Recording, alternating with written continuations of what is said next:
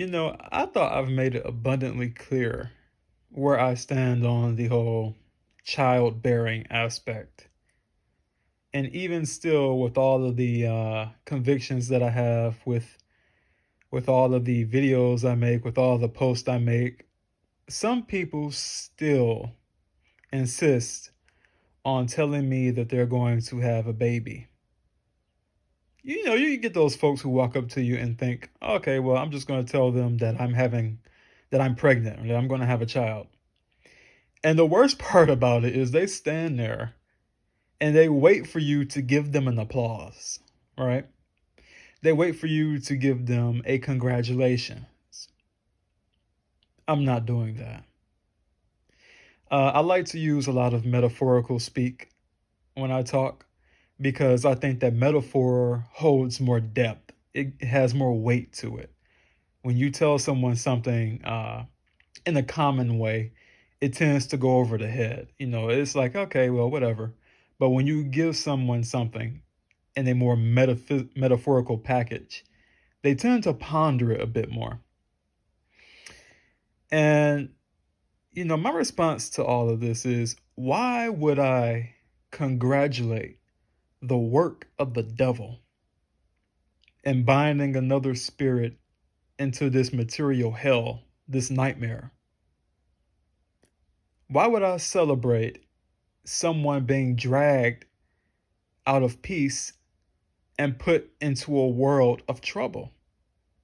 You don't deserve congratulations for that, and I'm not going to give you one. Sometimes people ask, well, what do you say to someone like that? What do you say when someone tells you that they're going to have a kid?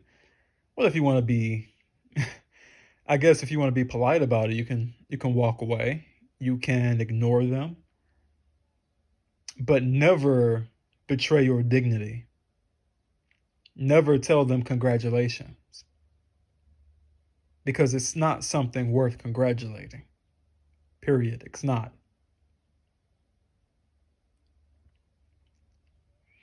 So when you come in contact with people like that,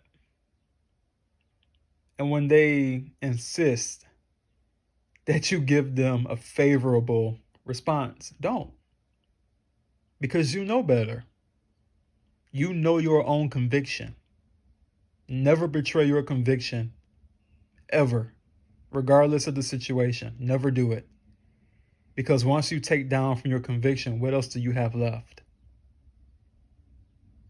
It's about integrity, honesty, and honor.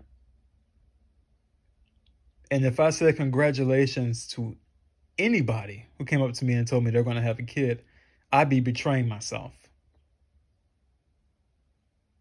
Because it is an act of evil, an act of sadism, an act of cruelty. And, parents are not aware. They're not aware of the evil that they do. They don't understand it.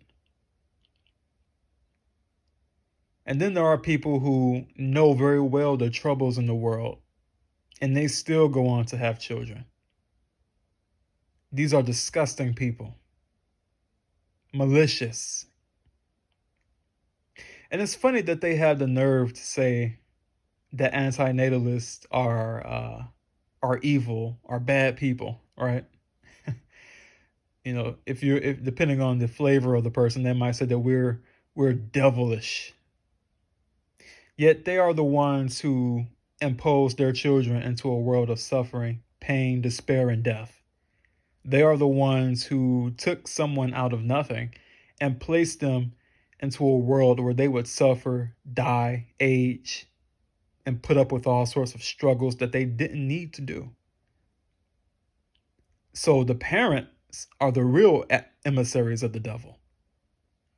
These are the real accomplices to Satan and his crimes, not us. Every antinatalist is a savior in that regard because we have given our children perpetual peace. They will never have to come to this world and know what suffering is. They will never have to cry. They will never have to spend nights in hospitals. They would never have to beg. They would never have to worry about their livelihoods.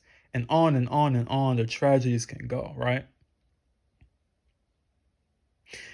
So whenever these people insult you for being the savior that you are, laugh at them and take it with a badge of honor. You're doing a noble thing.